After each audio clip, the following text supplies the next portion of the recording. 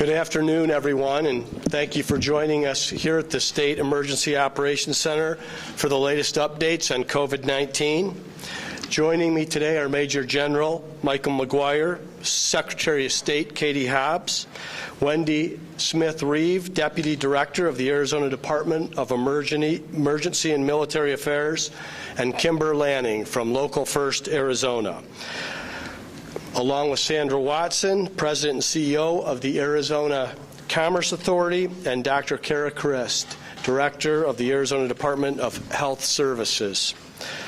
Just a few minutes ago, I was able to tour the State Emergency Operations Center, and I'm impressed and grateful for the important work that's taking place there and the dedicated public servants who are putting in long days. At this center, we have trained and experienced professionals working 24/7 to help coordinate emergency response around the state. These professionals coordinate communications among all of Arizona's 15 counties. They conduct outreach to rural communities and organize resource management and deployment. And they ensure that Arizona is acting with one voice and one clear line of direction as the situation changes, sometimes by the hour. Today, I want to thank all the emergency management and public health officials who have stepped up and made combating COVID-19 their main mission. I also want to thank Director of Emergency Management, Wendy Smith-Reeve, and everyone on her team for working incredibly hard behind the scenes. COVID-19 has been an unprecedented challenge, and you are all rising to the occasion. Now, without a doubt, COVID-19 will test our limits, but it's not going to break the state of Arizona. We'll continue to be proactive in our approach. We're going to act urgently, and we're going to prioritize public health in all of our decisions. Already, the outpouring of support and help has been tremendous, coming from all over: businesses, nonprofits, educators, law enforcement, and everyday people. As the facts change, a few things will remain the same. We will continue to make the health and safety of Arizonans our #1 priority and our guiding star. And we'll continue to get through this. And like I've been saying, we're going to get through this together. From the beginning, our office has remained in close contact with Dr. Kara Christ and her team at the Department of Health Services and public health experts at the Centers for Disease Control and Prevention and the National Institute of Health, as their recommendations have evolved to match the facts on the ground, so have Arizonans, and that will continue to be the case. Yesterday, the Department of Health Services updated its guidance related to bars and restaurants, child care providers, and nursing homes, as well as implemented enhanced social distancing measures. We're grateful for the compliance that's already taken place, and I encourage all Arizonans to review these recommendations and continue to act responsibly. We also know that many small businesses are already feeling the impact of closures and reduced business. That's why I sent a letter to the Small Business Administration earlier this week requesting an economic injury disaster loan declaration for Arizona. The declaration will help small businesses impacted by COVID-19, and we hope to see this request approved without delay. In addition, yesterday, our state held a safe and successful presidential preference election, and my hat goes off to Secretary of State Katie Hobbs for the tremendous job that she did. She and her team worked closely with my office, public health officials, and county leaders to implement a series of important safety precautions that prioritized the health and safety of poll workers and voters. Because of that, Arizonans had the opportunity to participate in the most fundamental part of our democracy and make their voices heard. Now, before I hand it over to Dr. Christ for the latest updates, people have been asking me how they can help their communities. Here's what you can do. You can donate blood, you can donate blood. Blood levels are dangerously low at our blood banks. The latest numbers show that 32 blood drives across the state have been canceled. Because of that, over 800 blood donations were not collected. So please, if you're healthy, consider donating blood.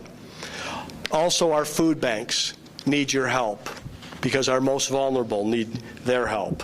I encourage Arizonans to contact your local blood bank and food bank so you can see how you can help on these two fronts. Once again, I want to thank all of those who are holding our communities together at this time. Community leaders, nonprofits, law enforcement officials, doctors, nurses, our faith community, pastors and priests, and our grocery store workers who are working incredibly hard to keep the shelves stocked and working around the clock to meet the demand.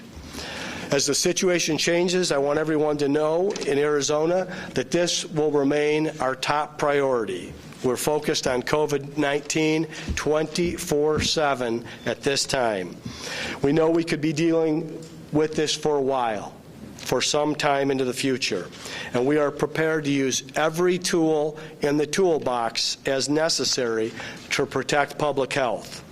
And now I'm going to turn it over to Dr. Christ for an update on the very latest with COVID-19. Dr. Christ.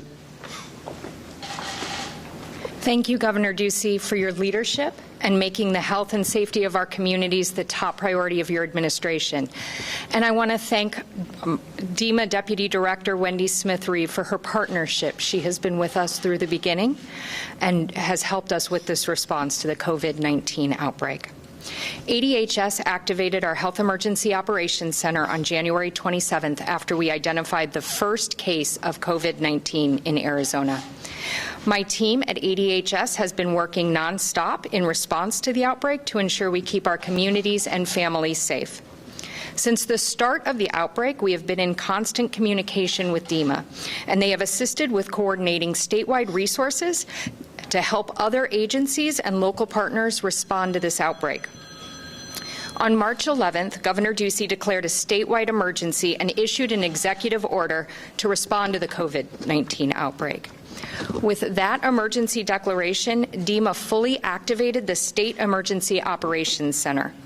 The State Emergency Operations Center and our Health Emergency Operations Centers have staff working together so we can coordinate the statewide response and ensure we're protecting our communities while having a minimal impact on Arizonans' daily lives as possible. I want to provide the latest information about the spread of COVID-19. To date, we have 27 cases. There are 11 cases in Maricopa County, 8 in Pinal, 1 in Graham, 2 in Navajo County, and 5 cases in Pima County. Arizona has community spread of COVID-19, and we are expecting more cases. Because of this, there is a heightened level of risk of COVID-19. Our goal is to mitigate the spread of the disease and lessen the impact on the people at the highest risk for serious complications. And people at the highest risk are older adults and people with underlying medical conditions like heart disease, diabetes, or lung disease. My team has been working tirelessly to ensure that Arizona complies with the new guidance provided by federal health officials this week. Federal officials are now advising the following. If someone in your family has tested positive for COVID-19, keep the entire household at home and contact your medical provider. Do not visit nursing homes or retirement or long-term care facilities unless it's to provide critical assistance. Employers should develop protocols to work from home when possible. For those workers in our healthcare industry and pharmaceutical and food supply, your continued service is very important. We need this community to maintain their normal work schedule and follow CDC guidance to protect your health while you are at work. Everyone should avoid social gatherings in groups of more than 10 people. And we recommend avoiding discretionary travel, shopping trips, and social visits. As Governor Ducey and Arizona Superintendent of Public Instruction Kathy Hoffman announced on March 15th, Arizona schools are currently closed statewide through Friday, March 27th. We encourage people particularly high-risk individuals, to have supplies on hand, such as extra prescription medications and over-the-counter medications. Take everyday precautions, such as avoiding people who are sick, washing your hands often, and cleaning and disinfecting high-touch areas in your house. Stay away from crowds if possible, and have a plan if you get sick to call your healthcare provider, and identify who else can care for you if your caregiver becomes sick. To stop the spread of COVID-19 and to protect our most vulnerable community members, we ask everyone to routinely implement infection prevention practices.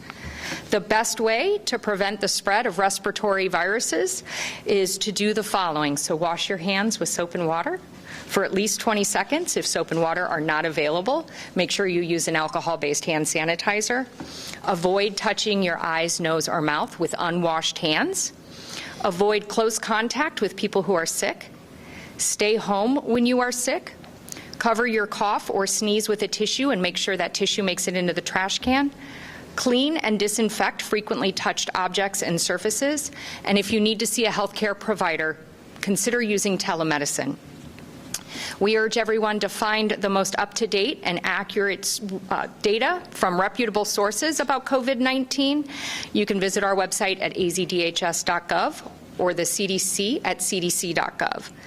We also have the Arizona Poison Control System partnering with us to provide a hotline for the public and medical providers, and this hotline can be contacted at 1-844-542-8201.